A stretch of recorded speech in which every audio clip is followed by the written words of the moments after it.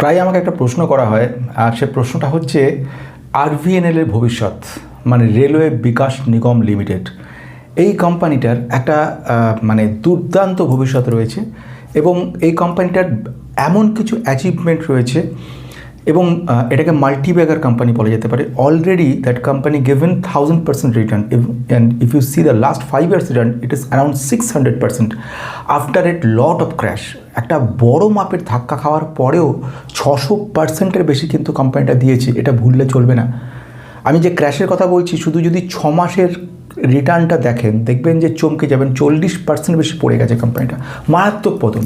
আর সবথেকে বেশি প্রশ্ন আসে সেটা হলো এই কোম্পানিটাকে নিয়ে, স্যার এখন কি করব। এই মুহূর্তে আমি কেউ 2-4 টাকা ইনভেস্ট করে না, লক্ষ লক্ষ টাকা ইনভেস্ট করেছে, পোর্টফোলিওর একটা বিরাট টাকা ইনভেস্ট করেছে আরভিএনএল।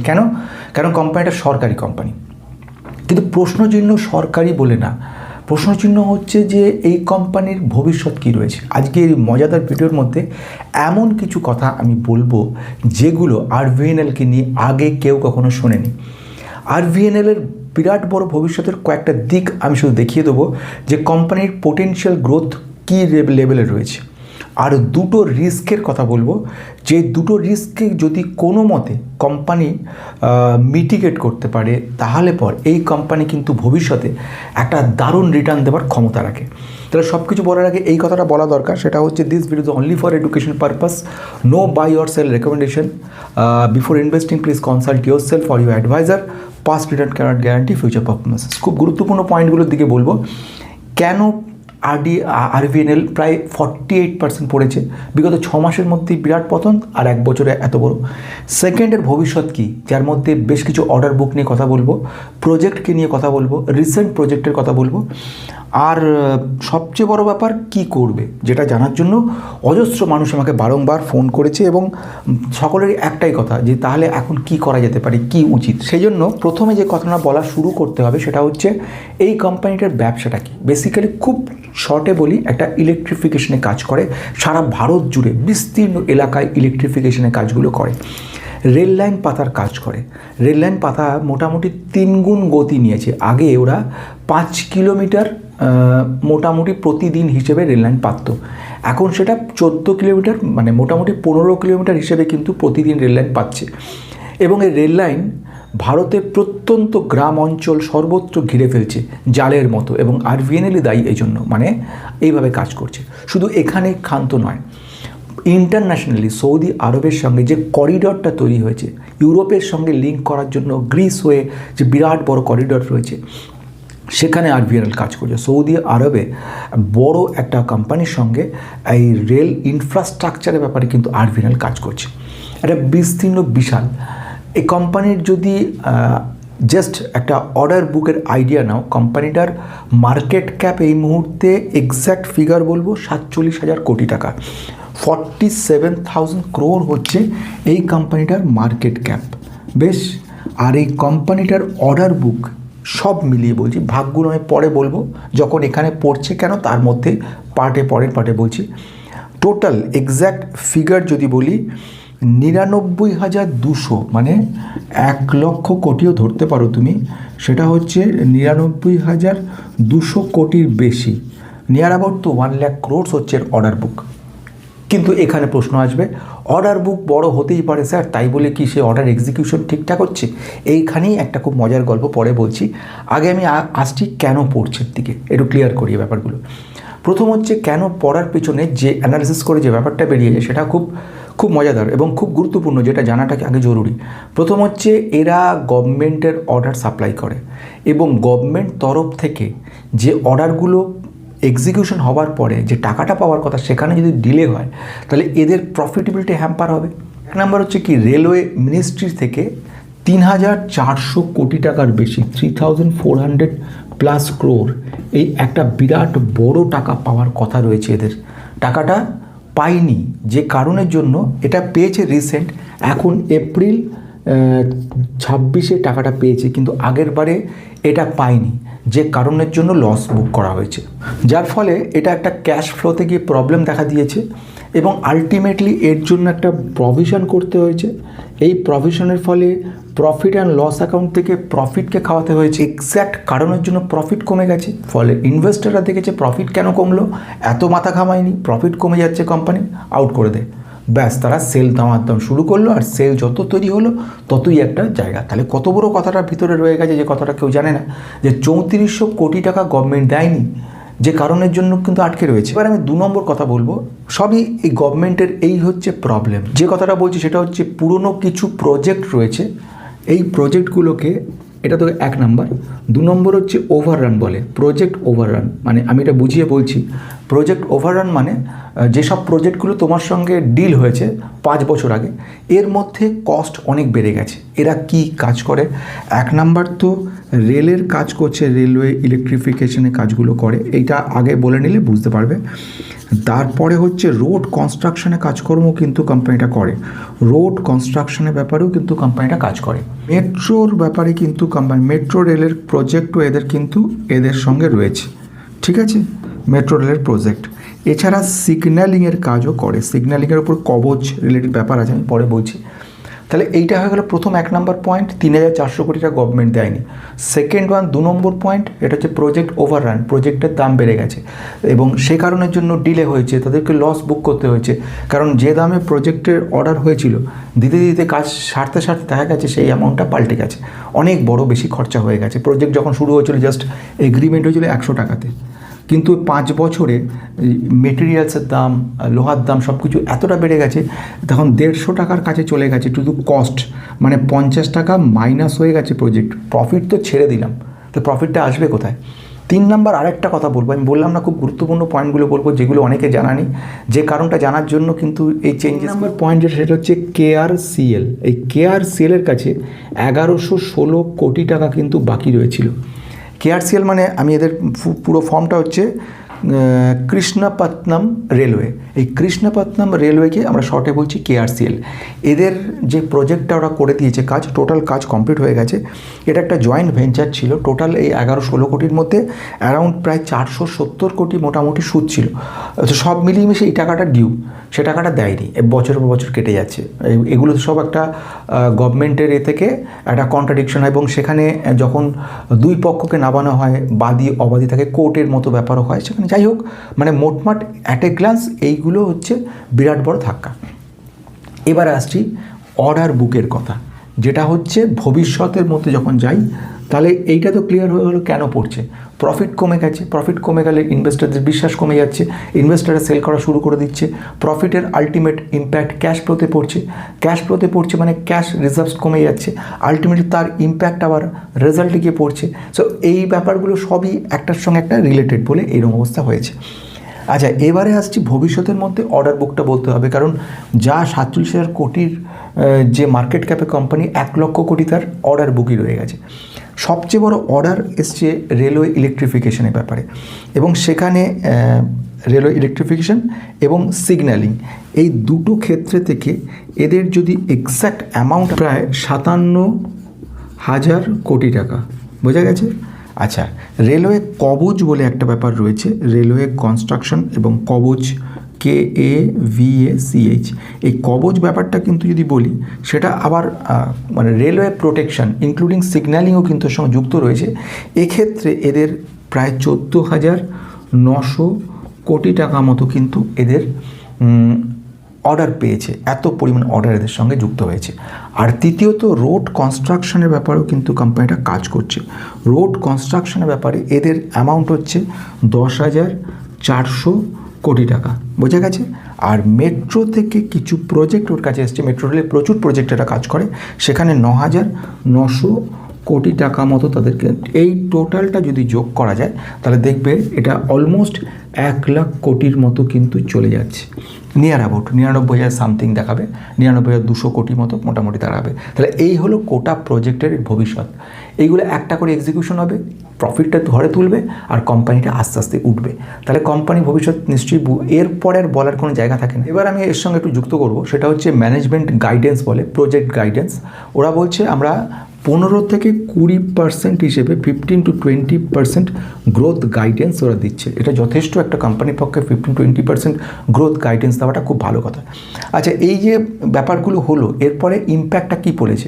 এর ইম্প্যাক্টে আমাদের মানে প্যাট বলে, এটা প্রফিট আফটার ট্যাক্স অ্যারাউন্ড 32% মতো, কিন্তু 32.6% কিন্তু ডাউন হয়ে গেছিলো গত বছরের তুলনায়, যেটা এখানে দেখিয়েছে।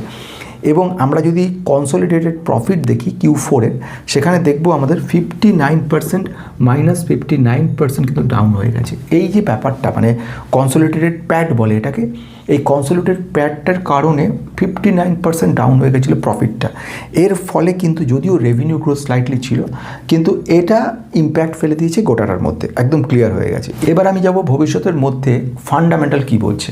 এখানে আবার একটা মনে পড়ছে, বলেছিলাম দুটো ইম্পর্টেন্ট পয়েন্টের কথা। ফান্ডামেন্টাল যদি বলি, প্রথমত কোম্পানিটা কিন্তু ফান্ডামেন্টালি ওভারভ্যালুড, মানে এখানে এর পি রয়েছে মোটামুটি 57x, যেখানে ইন্ডাস্ট্রিজ হচ্ছে 20x। বোঝা গেছে, এটা ভালো।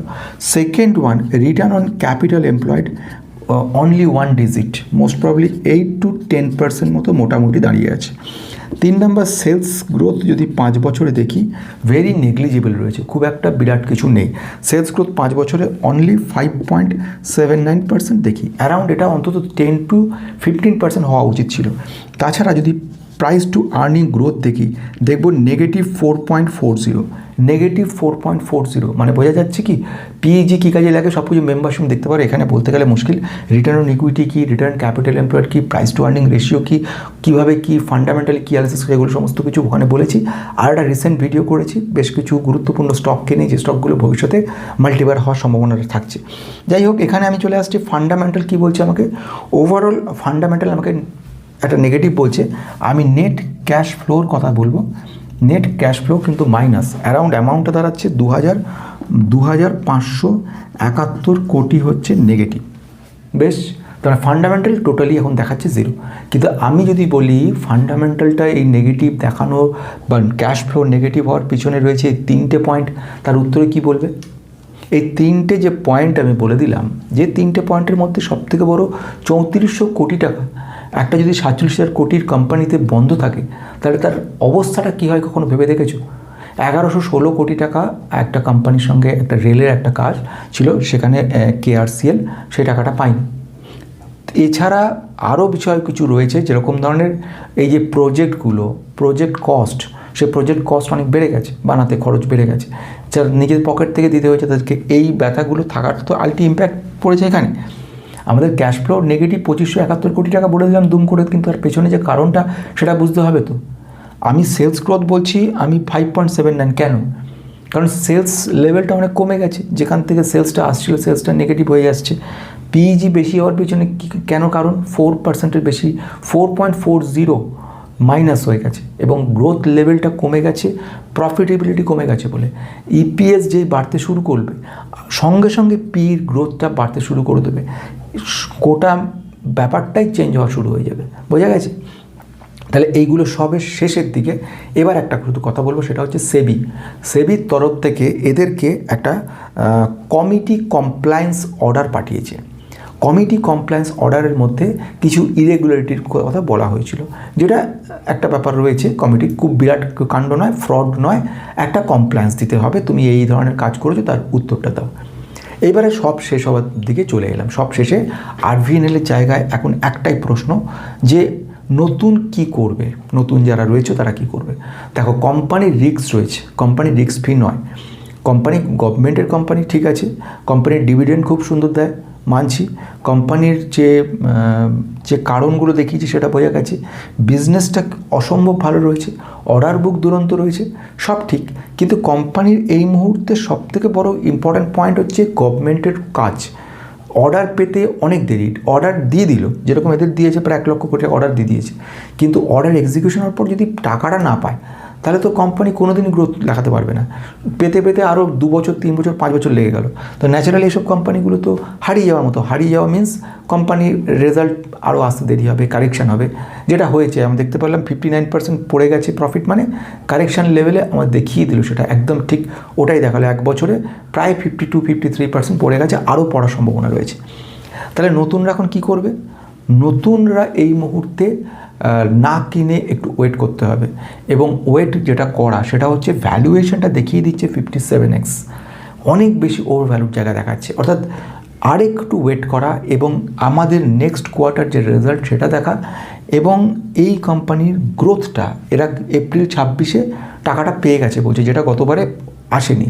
এই টাকাটা পাওয়ার ফলে এদের যে ব্যালেন্স শিটের মধ্যে একটা চেঞ্জেস দেখা যাবে, পজিটিভিটি আসবে, ক্যাশ ফ্লোর মধ্যে একটা পজিটিভ ব্যাপার ঢুকবে।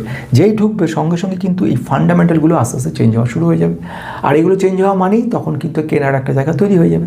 এবার 50x 58x যেটা রয়েছে ওটা একটা কারেকশান হয়ে কাছাকাছি জায়গা যখন চলে আসবে, অ্যারাউন্ড 42-43xের যদি কাছাকাছি চলে আসে, তখন আমরা একটা কনসিডারেশনের জায়গায় যাই। যদি রাফলি হিসেব করি, এখন যে সিচুয়েশান আছে তার থেকে 15-18% কারেকশান হওয়ার পরে তবেই আমরা এন্ট্রির জায়গায় তৈরি করতে পারি। No buy or sell recommendation. Okay, আসা যাক সেকেন্ড পয়েন্টের দিকে, বিক্রি করা। যদি এই মুহূর্তে অনেকে জানতে চাইছেন যে তাহলে কি সেল করে দেবো, তার উত্তর হচ্ছে বিগ নো। কারণ কোনো মতে সেল করার মতো কোম্পানিটা নয়, কোম্পানির সেল করার মতো সিচুয়েশানে নয়। কেন নয়? কোম্পানির প্রফিটেবিলিটি ওয়েট করছে, লসে রয়েছে কিন্তু ওয়েট করতে হবে, হয়তো বছর 2 লেগে যাবে পুরো ব্যাপারটা ঠিকঠাক হতে, কিন্তু তারপরে কিন্তু তোমাদের প্রফিটটা আসা শুরু হয়ে যাবে। বোঝা গেছে? এবার আসছি তৃতীয় মজাদার ব্যাপারে, সেটা হচ্ছে অ্যাভারেজ ডাউন। এইখানে আমার একটা বক্তব্য রয়েছে, যদিও কেনা বেচার কথা বলছি না, কিন্তু অ্যাভারেজ ডাউন কখন করা যায়? যখন কোম্পানির শিওর শট পজিটিভ ব্যাপার থাকে। তা ফাইন, তা আমি এখানে কিন্তু অ্যাভারেজ ডাউনকে ইয়েস বলবো।